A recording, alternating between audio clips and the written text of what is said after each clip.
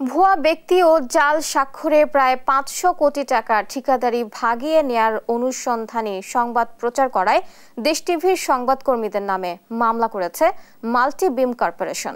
জালিয়াতিতে জড়িত মাল্টিবিম কর্পোরেশনের হয়ে মামলাটি করেন ইলিয়াস কাঞ্চন নামে এক ব্যক্তি। ফ্যাসিবাদ সরকারের সময় সংবাদটি প্রচার হয়, কিন্তু তখন মামলা না করে ২ বছর পর অন্তর্বর্তী সরকারের সঙ্গে গণমাধ্যমের দূরত্ব তৈরি করতে মামলাটি করান মাল্টিবিম কর্পোরেশনের এমডি শাহিন কবির। প্রেস কাউন্সিল সহ যথাযথ নিয়ম না মেনে মামলা করা হয়রানি বলে মন্তব্য করেন গণমাধ্যম ব্যক্তিত্বরা। বিস্তারিত ডেস্ক রিপোর্টে। শাহিন কবির সেলেস্টিয়াল টেক লিমিটেড নাম দিয়ে বিআইডব্লিউটিএতে একটি ঠিকাদারি লাইসেন্স করেন। ২০১৫ থেকে ২০১৮ সাল পর্যন্ত তিনি বিআইডব্লিউটিএতে পানি উন্নয়ন বোর্ড এবং চট্টগ্রাম মেরিন একাডেমি ডিডব্লিউর ৫ লট ট্রেনিং, সার্ভে ও যাত্রীবাহী বোট সরবরাহের প্রায় ১৭ কোটি টাকা কাজ নেয়। কিন্তু মানসম্মত কাজ না করায় বিআইডব্লিউটিএ কোম্পানিটিকে কালো তালিকাভুক্ত করে। একই সাথে সেলেস্টিয়াল টেক লিমিটেডের বিরুদ্ধে মামলা করে সরকারি dockyard and engineering works limited.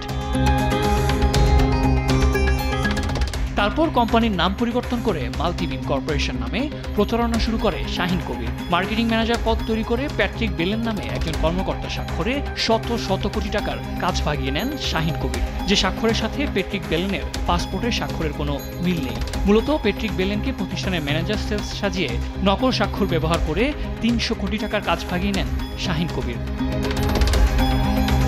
এসব অনিয়ম নিয়ে ২০২৩ সালে ২ পর্বের ধারাবাহিক প্রতিবেদন প্রচার করে দেশ টিভি, যেখানে শাহিন কবিরের এমন ভয়াবহ প্রতারণা তুলে ধরে সংবাদ মাধ্যমটি। ভুয়া ব্যক্তি দেখিয়ে নকল স্বাক্ষর ব্যবহার করে প্রায় ৩০০ কোটি টাকার কাজ ভাগিয়ে নিয়েছে শিপিং ঠিকাদার প্রতিষ্ঠান মাল্টিবিম কর্পোরেশন। কথায় আছে, চোরে না শুনে ধর্মের কাহিনী। কৌশল পরিবর্তন করে ২ বছর পর দেশ টিভির সংবাদকর্মীদের বিরুদ্ধে মামলা ঠুকে দেয় মাল্টিবিম কর্পোরেশন, যেখানে বার্তা প্রধান মহিউদ্দিন আহমেদ, প্রধান বার্তা সম্পাদক ফারুক হোসেন, প্রতিবেদক শাহাদাত নিশাতকে আসামি করা হয়। আওয়ামী লীগ সরকারের আমলে সুবিধা ভোগ করে শত কোটি টাকা হাতিয়ে নেয় প্রতিষ্ঠান হঠাৎ ২ বছর পর কেন মামলা করল?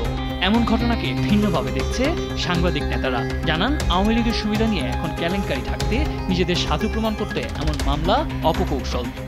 এই ২ বছর পরে এসে কেন? এটা আসলে আমি মনে করি যে হয়তো হয়রানিমূলক হতে পারে।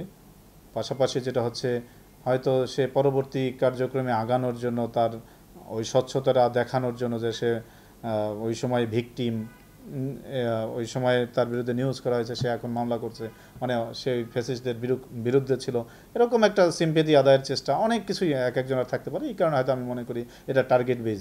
একই সাথে এসব মানহানিকর মামলার মাধ্যমে সাংবাদিকদের দমিয়ে রাখা সম্ভব নয় বলে মনে করেন ঢাকা সাংবাদিক ইউনিয়নের সভাপতি মোহাম্মদ শাহিদুল ইসলাম।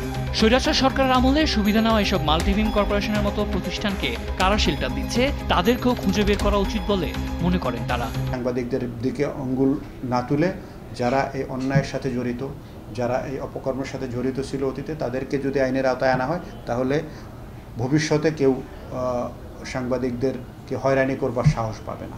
একই সাথে এসব প্রতিষ্ঠানের বিরুদ্ধে অনুসন্ধান করে অনিয়ম প্রমাণিত হলে ব্যবস্থা নেওয়ারও আহ্বান জানান তিনি। গণমাধ্যম কর্মীরা যেন স্বৈরাচার সরকারের আমলের মতো হয়রানির শিকার না হয়, সেদিকেও সরকারের দৃষ্টি দেওয়ার আহ্বান জানান তিনি। রাষ্ট্রের কাছে আমাদের দাবি থাকবে যে এই ধরনের হয়রানিমূলক মামলা যারা দিয়েছে তাদেরকে আইনের আওতায় আনতে হবে।